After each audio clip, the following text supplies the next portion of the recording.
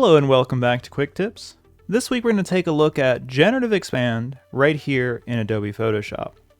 Generative Expand is incredibly easy, and to get started, all you need to do is select the crop tool, crop your piece, select Generative Expand, leave it blank, and choose Generate. We can now see the image has been expanded. We have a new layer for our expansion, and 3 variations over here at the side that we can choose from. This is very handy for images like this where it's very busy, but you might want an area to add some text. Let's take a quick look at another example. Here I have a picture that I want to use in a video, and I want my piece to pan across the photo.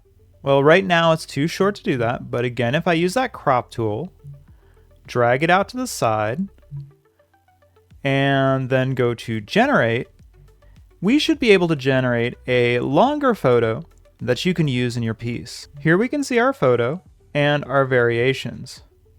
Note, this won't be 100% accurate, so if you're using this for a course on geography or something like that, probably not the best choice. Well, that's it for this week. Hope to see you again next week for another quick tip.